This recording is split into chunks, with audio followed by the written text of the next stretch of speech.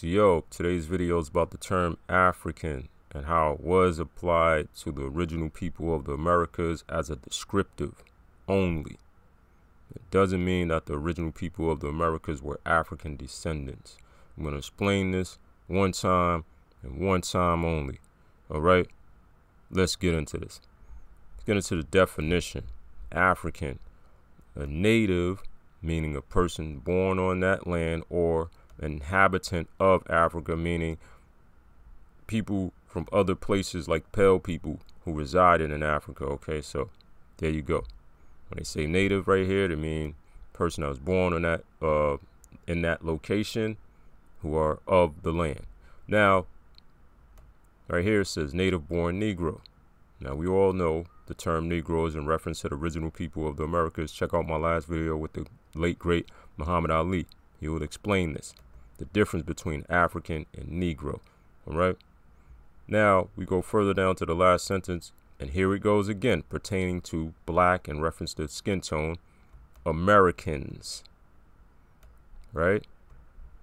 Now we know the term American originally applied to one of the Aboriginal peoples discovered by Europeans in the Western Hemisphere. I just freestyled that whole sentence.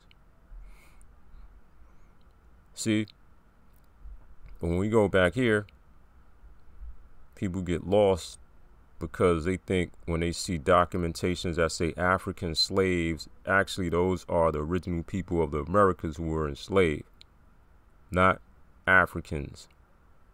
In certain cases, when they were documenting people who were being enslaved, slave revolts, and that goes into the people known as the Maroons. But let's go deeper into this. So got a few more definitions. Let's go to African, Africa. We see words like Libya, right?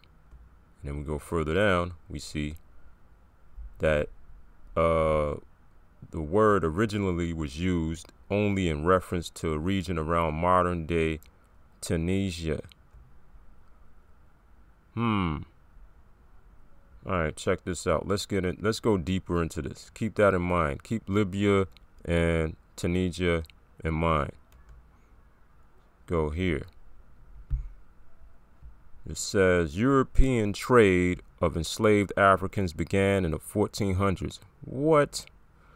The first example we have of Africans being taken against their will and put on board European ships would take the story back to 1441, says Gasco. When the Portuguese captured 12 Africans in Cabo Branco, that's not a lie. Let's see, in North Africa, and brought them to Portugal as enslaved people. Okay, next paragraph.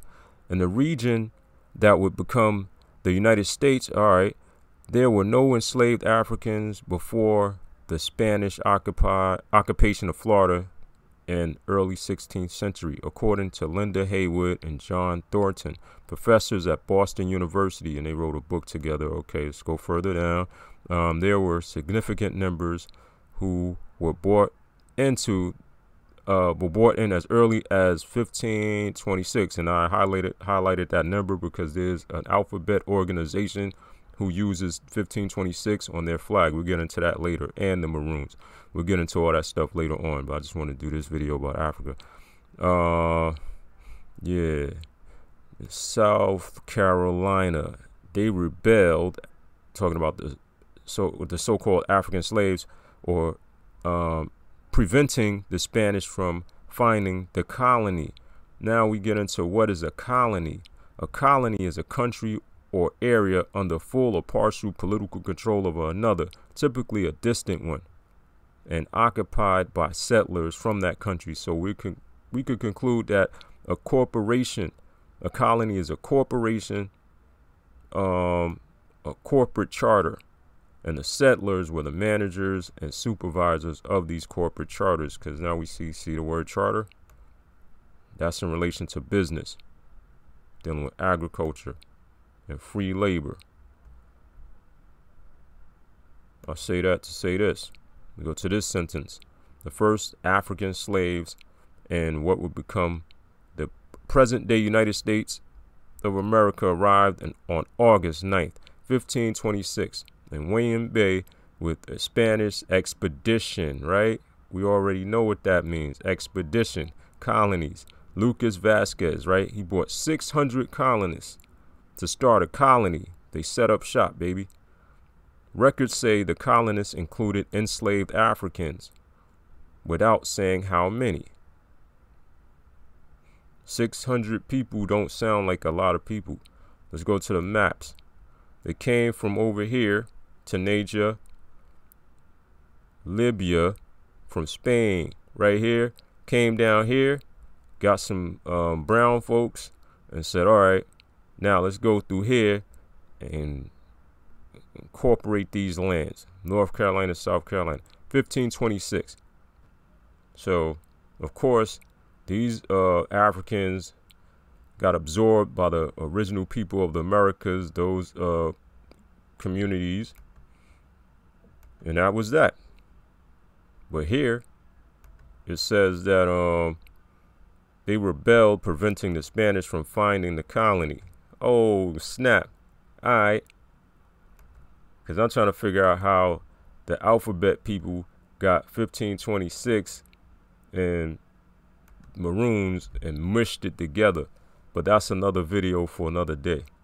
Today's video is about how the term African was used or is used to describe the original people of the Americas, because the American Indians were enslaved also.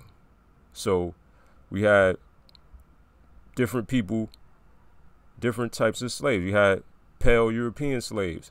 We had Asian slaves, or modern day Asian slaves, Chinese, whatever. You got the original people of the Americas. But when it comes to the original people, they want to tag that African, they want to put this word and tag us with that. Nah, we ain't having that. Because we could go to the Etymology dictionary and break all this shit down.